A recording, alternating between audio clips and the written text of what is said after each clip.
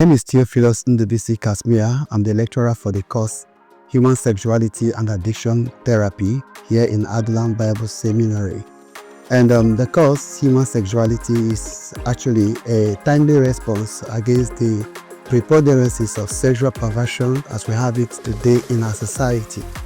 You see, we live in a period where morality has become the whim of the moment, and people tend to define morality based on what they think in their own background concept.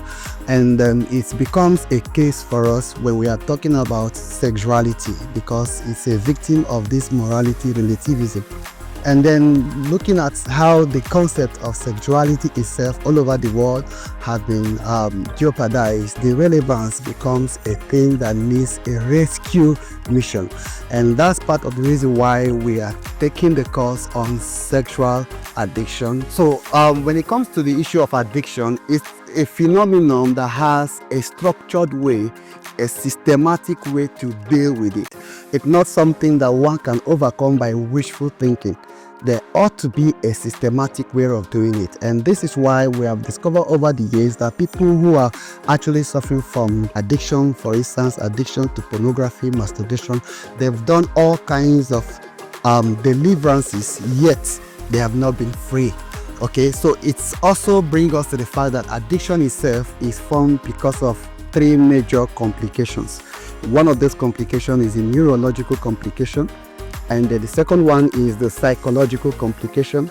The third one is the demonic or spiritual complication. So when you have clients with symptoms of addiction, they've gone for deliverance. You see, the aspect that has been taken care of is the spiritual aspect. Probably the demon have been expelled and all of that. But the deliverance didn't take care of the neurological complication, didn't take care of the psychological complication. Now this is where we bring about therapeutic intelligence. So if we are to look at these three approaches, three things stands out.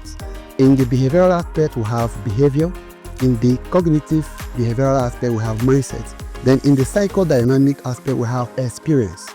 And that brings us to the point where we discover that it takes experience that forms the mindset and then it forms behavior. So if we are to deal with addiction, we have to look at the experiences that individuals have had over the years that condition that mindset that predisposes them to behave in the way they behave, either as a result of pornography, as a result of masturbation.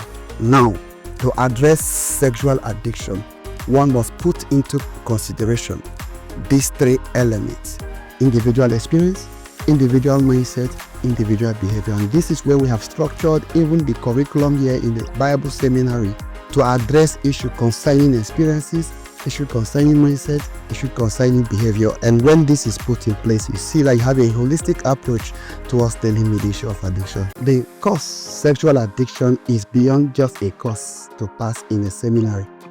It's an avenue to raise people. It's a calling, right? I usually tell the student that this is more than a course, it's a calling.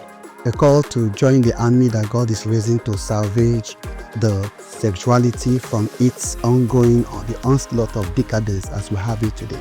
So that everyone who is doing this course, primarily, it's not just to help the individual, but so long as you have an opportunity or you're going to be having an opportunity to interact with people, the course on sexuality is very important. Why? Because the principle does not just address sexuality, it gives you holistic knowledge as to how to address other issues, because this is strategic counseling and it actually deals with things that are beyond just the cognitive mind. It has to do with experiences.